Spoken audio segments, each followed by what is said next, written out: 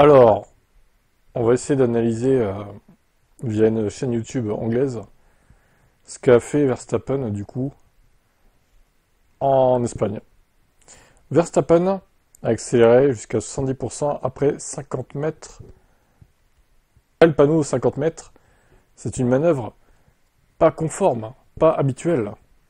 Donc je mets au ralenti exprès la vidéo parce que avec les droits d'auteur, le robot, etc., je sais pas trop si ça va passer ou pas, pour être honnête. C'est un peu dommage. Alors là, il commence à freiner, d'accord. Donc là, il a commencé à freiner pour laisser passer Georges avant le virage, ok. Là, il freine encore, ok. Là, il réaccélère. Le panneau 50 est là, ok. Ok, ok, ok. Alors, là, il réaccélère. On met pause. Verstappen était à peu près à 70% de sa pédale d'accélérateur à ce point. Il était sur la ligne intérieure. Donc on peut se demander pourquoi il réaccélère si il voulait vraiment laisser passer Russell en fait. Peut-être qu'au dernier moment il s'est dit vas-y flemme en fait, je laisse pas repasser quoi. Il a peut-être changé d'avis au dernier moment. Hein. Je sais pas ce qu'il y a eu dans sa tête, moi je suis pas dans sa tête, mais c'est quand même bizarre comme action quoi. Avouez-le. Le mec réaccélère quoi. Et il est quand même à 174 km/h hein, à ce moment-là. Hein. Au moment de la capture d'écran, de la pause du pause là. Alors il refreine du coup 153 et vous voyez que le volant il est pas du tout braqué comme il faudrait. Alors il y a une autre d'autres écritures, on va essayer de voir ce qui nous marque le monsieur. Très peu d'angle de volant. Le virage 5 est un virage à basse vitesse.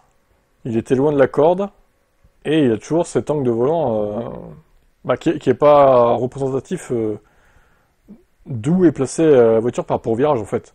Il devrait braquer plus. Il conclut en disant que clairement, il pensait à quelque chose d'autre plutôt que de prendre le virage convenablement. C'est ça qu'il veut dire en fait. D'après ce qu'on voit, effectivement, c'est un peu louche. C'est un peu louche. Pour comparaison avec Russell, du coup, voici l'angle de volant qu'il faudrait avoir. Bon, lui est un peu plus à l'extérieur, hein, donc voilà. Mais là, voilà. Hein. Ça, c'est quelqu'un qui veut prendre son virage convenablement. Allez, on se revoit ça au ralenti une dernière fois. L'action directement. Ouais, c'est... Ah bah là, oui, c'est... Il a vu la voiture arriver et il s'est mis à braquer, ouais.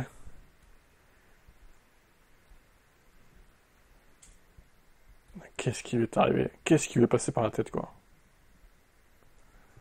C'est hallucinant. Bon, moi, je pense qu'il l'a fait exprès, très clairement. Verstappen était très loin de la corde, il a percuté Russell. Avec cette vitesse et un angle de volant aussi peu braqué, ben, la collision est inévitable. Ses intentions étaient très claires. On se le remet une dernière fois en vue aérienne. Ah, les Pro Max diront oui, mais c'est Georges qui tourne dans Max. Je sais, il y en a, ils vont dire ça en fait. Vous êtes fous, hein, vous avez le cerveau qui marche à l'envers, les gars. Allez, une petite dernière fois au ralenti, après on va s'arrêter avec cette vidéo. Dites-moi en commentaire hein, ce que vous en pensez hein, de ces analyses image par image. En fait, moi, ce qui me perturbe, c'est le fait qu'il réaccélère en fait. Pourquoi tu réaccélères? Laisse Russell passer directement devant toi, et après tu prends ton virage normal. Si vraiment c'était ça ton intention, pourquoi tu fais pas ça en fait? Je... Bon, bref. Il s'est pris ces 10 secondes, voilà. Certains pensent que c'est pas assez. Moi, je pense qu'un stop and go n'aurait pas été volé, mais en même temps, ça n'aurait pas changé grand-chose à sa course. Il aurait marqué 0 points au lieu de 1. Bon, c'est pas ça qui va avoir une incidence sur le championnat au final. Mais voilà. Je pense que au pire, les 10 secondes sont plutôt méritées. Au mieux, il aurait pu y avoir un stop and go. Mais bon. Et on rappelle 11 sur 12 au niveau du permis à points. Allez, je vous laisse réagir. Qu'est-ce que vous en pensez? Il l'a fait exprès ou pas?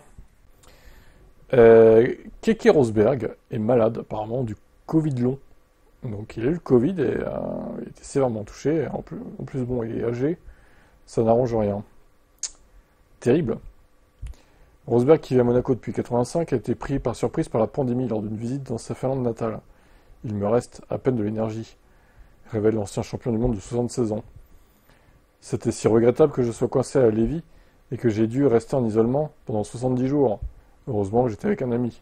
Selon lui, la longue période d'isolement a contribué à l'aggravation des symptômes après l'infection. J'avais autrefois une liste de choses que je devais encore faire. Maintenant, j'ai aussi une liste, mais c'est une liste de choses que je ne peux plus faire.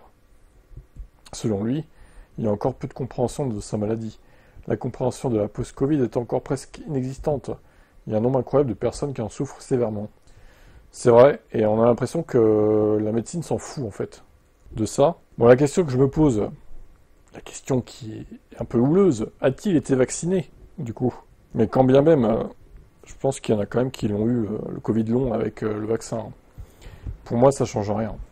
Bah écoutez, j'espère qu'il va s'en mettre un jour ou l'autre, le kéké, et on lui souhaite un rétablissement et que sa santé s'améliore.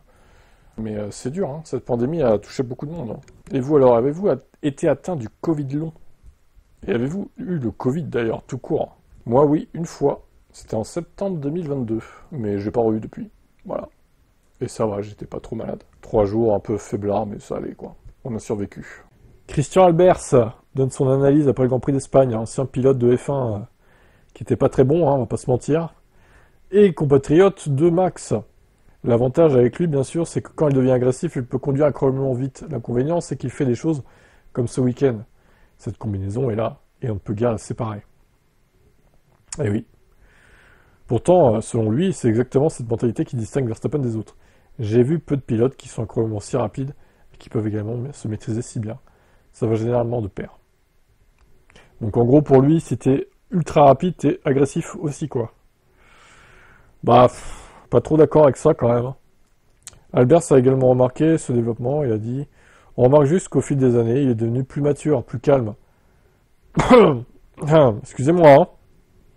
Alors si on a remarqué ça, c'est qu'il avait une voiture dominatrice, type 2023 et début 2024, où personne venait le faire chier, en fait, tellement il était rapide. Là, on voit que c'est plus le cas, et le Max, qui pète des plombs, qui s'énerve à la radio, revient plus régulièrement. Eh oui, sacré Christian. Il continue quand même en disant ce qu'il a fait n'était tout simplement pas intelligent. Ça a également à voir avec une certaine agressivité, un certain engagement, un certain esprit de combat pour revenir à l'avant.